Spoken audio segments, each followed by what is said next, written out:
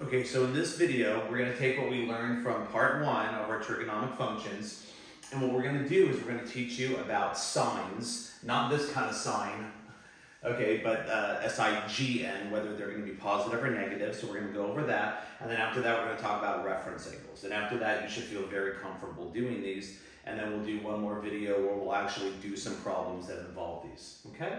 Well, let's go ahead, and if you notice, I wrote something right here, your sine, cosine, and tangent. In each quadrant, they're gonna have different signs, S-I-G-Ns, okay? And so when I take a look at this, sorry, our air conditioner just went on, so you might hear a little buzz in the back, but that's okay.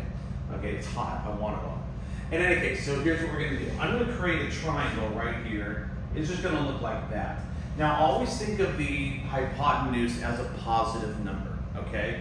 So if I'm gonna take, say, this little thing right there, if I'm gonna go sine is gonna go opposite over hypotenuse. Well, again, just like any quadrant, it's positive over here, it's negative here, it's positive here, and it's gonna be negative there. So if it's going up, it's gonna be positive, hypotenuse is positive, positive, positive, sine is positive.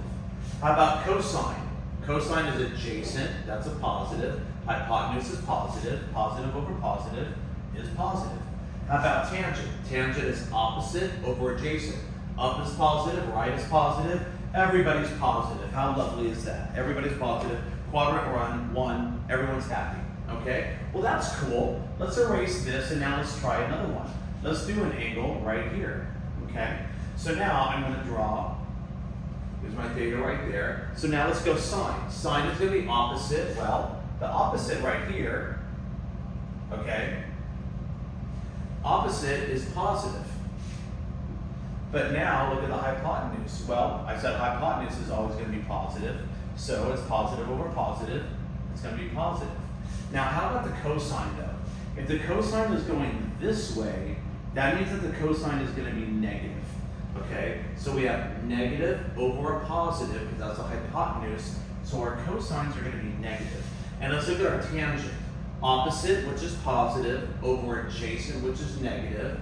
Positive divided by a negative is a negative, so your tangent will be negative, okay? Let's do another one. Let's go ahead and draw one in quadrant number 3 over here. So now, the way I'm gonna draw it, boom, I'm gonna draw it like this. Hypotenuse is always positive. But now watch this. We're over here on the left, and on the left, it's a negative. And if we're going down, that's also negative. So if I look from here, sine is negative over positive. That's negative. Cosine is going to be negative over positive, which is negative. But look at tangent. Tangent is going to be opposite, negative, over adjacent, which is negative. Negative divided by a negative, your tangent in this quadrant is going to be a positive. And now if we go all the way to quadrant 4, let's go ahead and draw one right here.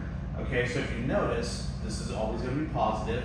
Look at your x. Your x value is going to be positive, but your y value, these are going to be negative.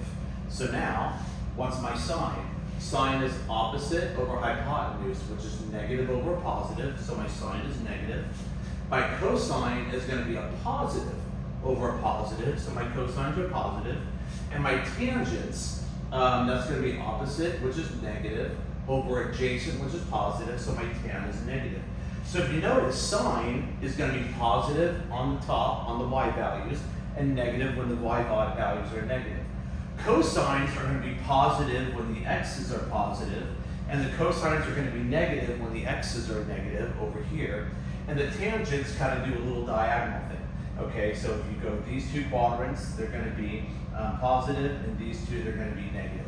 So I'm going to have a chart for you, learn that. This is basically it. If you learn this right here, both these, the sines and the actual conversions here, you're going to love trigonometry. I always liked it. I had fun doing that, okay?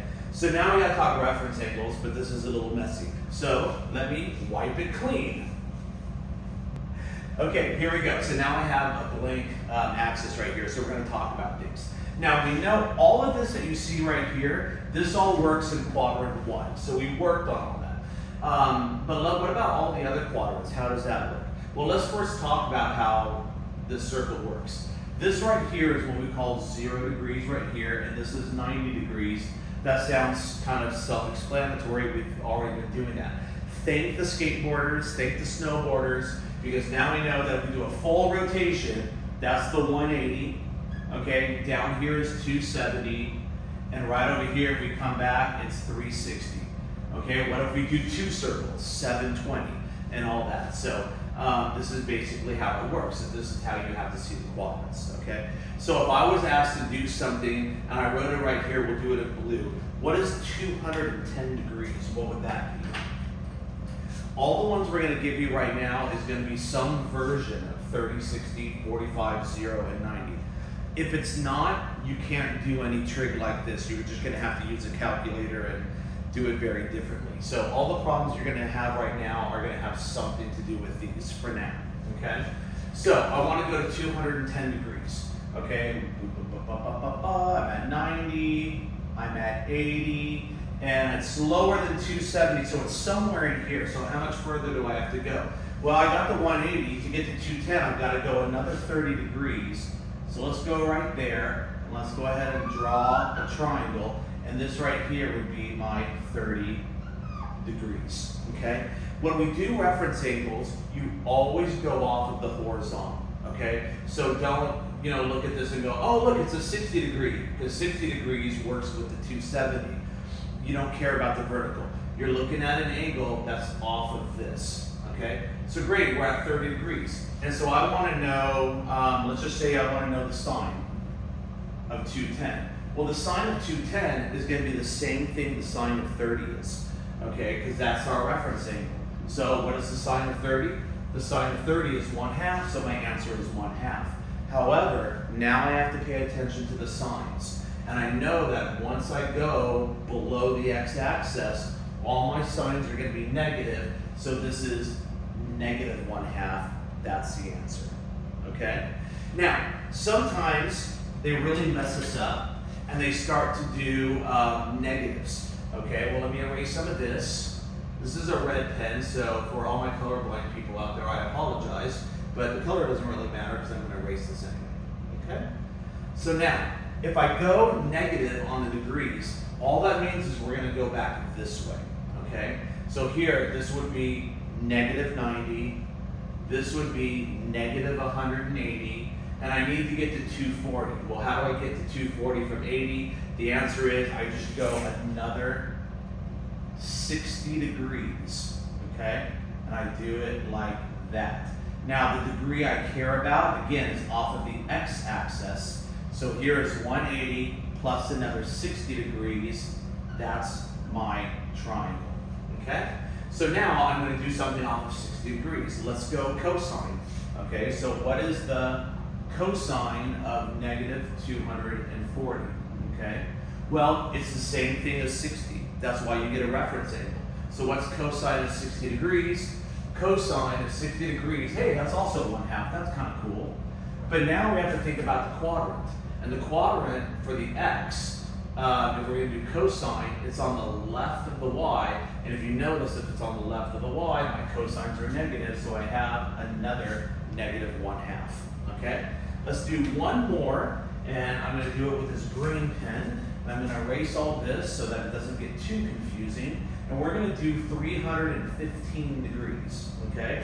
So let's think about it. 90, 180, 270, I gotta get to 315. That's another 45.